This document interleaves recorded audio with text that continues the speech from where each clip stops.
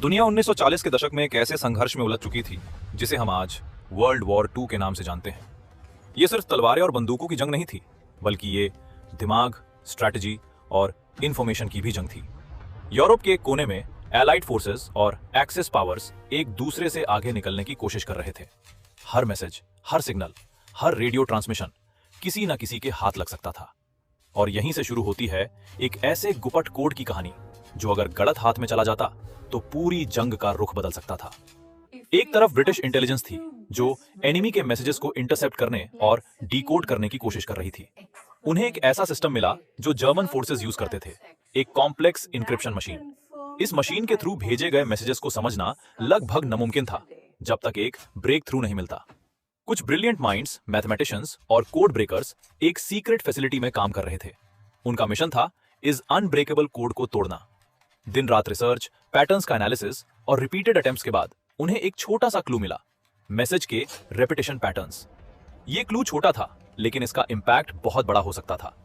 धीरे धीरे उन्होंने एक सिस्टम डेवलप किया जो कुछ हद तक एनिमी मैसेजेस को डिकोड कर सकता था। लेकिन प्रॉब्लम यह थी कि अगर एनिमी को इस बात का पता चल जाता तो वो अपना सिस्टम चेंज कर देते और सारी मेहनत वेस्ट हो जाती। इसलिए एक और लेयर ऑफ सीक्रेटरी बनाई गई। जो भी डिकोडेड इंफॉर्मेशन मिलती, यूज डायरेक्टली बैटलफील्ड तक नहीं भेजा जाता था। उससे केयरफुली यूज किया जाता था ताकि एनिमी को डाउट न हो कि उनका कोड ब्रेक हो चुका है। एक इंटरेस्टिंग सिचुएशन तब आई जब एक इंपॉर्टेंट मैसेज इंटरसेप्ट हुआ। इस मैसेज में एक अपकमिंग मिलिट्री मूवमेंट का हिंट था। अगर इस इंफॉर्मेशन का यूज तुरंत और ओपनली किया जाता तो एनिमी समझ जाता कि उनका कोड कॉम्प्रोमाइज हो गया है। इसलिए प्लानर्स ने एक रिस्की डिसीजन लिया। उन्होंने ये इंफॉर्मेशन इनडायरेक्टली यूज की, ऐसे तरीके से कि लग रहा था कि ये सब कोइंसिडेंस है। ये स्ट्रैटेजी सक्सेसफुल रही और उन्हें एडवांटेज मिला बिना अपनी सीक्रेट कैपेबिलिटी एक्सपोज किए। ये सिर्फ एक टेक्निकल विक्ट्री नहीं थी, ये इंटेलिजेंस वॉरफेयर का एक मास्टर स्ट्रोक था। कोड ब्रेकिंग ने न सिर्फ बैटल्स के आउटकम्स को इन्फ्लुएंस किया, बल्कि ओवरऑल वॉर स्ट्रैटेजी को भी शेप दिया।